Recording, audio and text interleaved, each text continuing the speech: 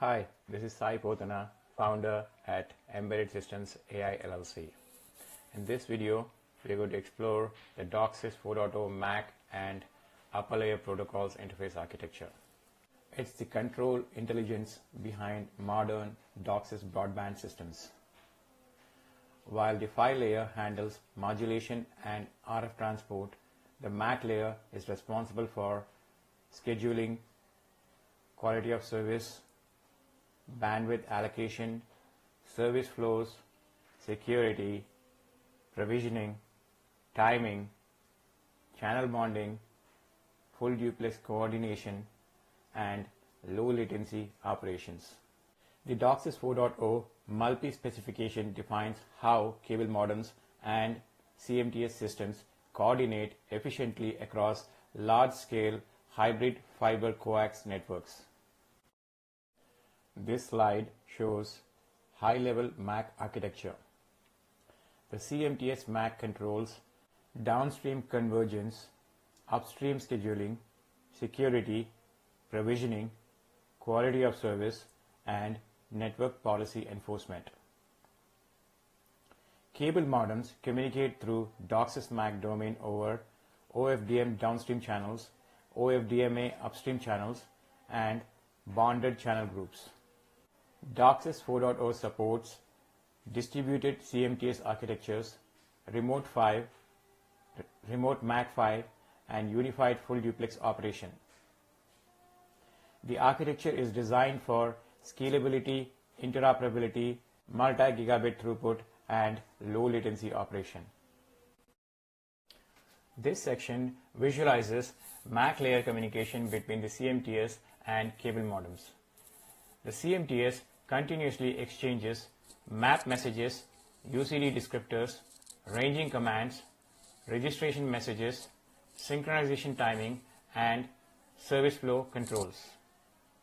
The downstream carries MAC management, bandwidth grants, provisioning, and scheduling information. The upstream carries OFDMA bursts, bandwidth requests, ranging responses, telemetry, and user traffic. This bidirectional coordination allows thousands of modems to share the same HFC infrastructure efficiently. This slide shows the downstream DOCSIS MAC processing pipeline.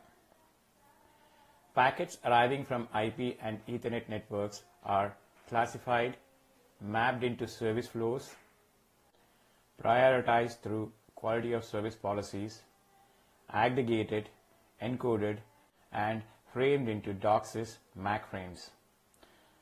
The downstream MAC inserts map messages, UCD messages, synchronization data, security information, and PHY control signaling.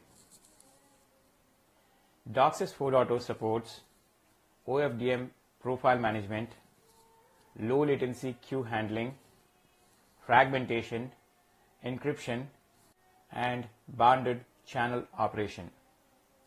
The MAC output is then delivered into the PHY layer for OFDM modulation. This slide illustrates one of the most important MAC responsibilities, upstream scheduling. Unlike Ethernet, cable upstream transmission is centrally coordinated. Cable modems do not transmit arbitrarily. The CMTS scheduler dynamically allocates mini-slot resources, OFDMA symbols, time intervals, and frequency blocks. Bandwidth requests are collected from modems and translated into grants, contention opportunities, ranging slots, and service flow aware allocations. The resulting map messages are transmitted downstream to inform modems exactly when and where to transmit. This deterministic scheduler is essential for low latency, fairness, congestion management, and full duplex coordination. The specification defines dozens of MAC management messages. Some of them are explained here. Range request is sent by cable modem to the CMTS during initial ranging, periodic station maintenance, or re-ranging. Range response is sent by the CMTS in response to range request. It contains timing offset, power adjustment, frequency adjustment, and ranging status like continue, abort, or success. Ranging request and ranging response messages are used for initial synchronization, power ranging, and timing alignment of the CM. Registration request is sent by the CM after ranging and DHCP to register with the CMTS. It contains modem capabilities, security info, and service flow requests. Registration response is sent by the CMTS to accept or reject the registration from CM and to assign a primary SID, that is service ID, to the CM. The main purpose of registration request and response are for formal registration of the CM on the network. There are messages like dynamic service addition, dynamic service change, dynamic service deletion. These are used for creating, modifying, and deleting service flows. MAP, Media Access Protocol, is a downstream message sent by CMTS that grants upstream transmission opportunities to specific modems. It informs each CM exactly when and on which subcarriers it can transmit. UCD, Upstream Channel Descriptor. It's the downstream message that describes the traits of an upstream channel like frequency, modulation profile, mini slot size, OFDMA parameters, etc. DCC, Dynamic Channel Change message, is used to move a cable modem to a different upstream or downstream channel. It's used for channel bonding changes, load balancing, etc. DBC, Dynamic Bonding Change. It's a message used for dynamic changes in bonded channel sets, like adding, removing channels in a bonding group. DTP, DOCSIS Time Protocol, is a message used in DOCSIS 4.0 for highly accurate deterministic time synchronization between CMTS and CMs, critical for FDX and low latency DOCSIS. CM status, that is cable modem status, is an unsolicited message sent from CM to CMTS to report events the CMTS cannot directly detect, such as loss of downstream lock, high correctable or uncorrectable code word errors, RF impairments, secondary channel issues, etc. CM status helps the CMTS with proactive network maintenance and troubleshooting. OFDM channel descriptors describe channel parameters like FFT size, cyclic prefix, subcarrier spacing, pilot patterns, modulation profiles, physical layer control, location, etc. For example, downstream profile descriptor DPD and OFDM related TLVs in UCD and MAP are OFDM descriptors. FDX echo cancellation training is a special procedure in DOCSIS 4.0 full duplex mode where the CM and sometimes CMTS trains the echo canceller to remove self-interference caused by simultaneous upstream and downstream transmission on the same spectrum. This training is critical for FDX to work properly and is part of initialization and maintenance in interference groups. FDX echo cancellation training messages support provisioning, synchronization, quality of service management, topology changes, security, and dynamic network adaptation. The MAC layer therefore behaves like a distributed control protocol operating across the entire HFC access network. This slide tries to visualize cable modem initialization. When powered on, the modem scans downstream channels, acquires synchronization, and then reads 5 descriptors, performs ranging, establishes IP connectivity, downloads configuration files, authenticates using BPI+, and finally registers with the CMTS.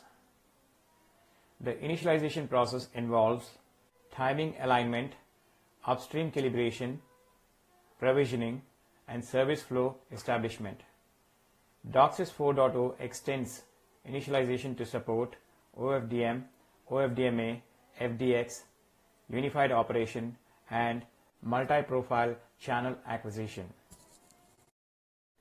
This slide talks about DOCSIS quality of service model.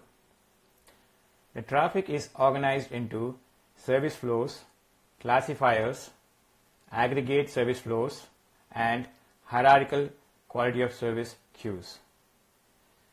Each service flow defines latency targets, scheduling behavior, bandwidth guarantees, burst sizes, and priority policies. DOCSIS 4.0 supports real-time traffic, low latency flows, streaming, multicast, and best effort services simultaneously. The MAC layer continuously maps packet into these quality of service structures to ensure deterministic network behavior. This section focuses on low latency DOCSIS, that is LLD. DOCSIS 4.0 introduces dual queue coupled AQM, latency sensitive scheduling, queue protection, and hierarchical quality of service integration. Latency sensitive traffic is isolated from bulk traffic to reduce buffer bloat, jitter, and scheduling delays.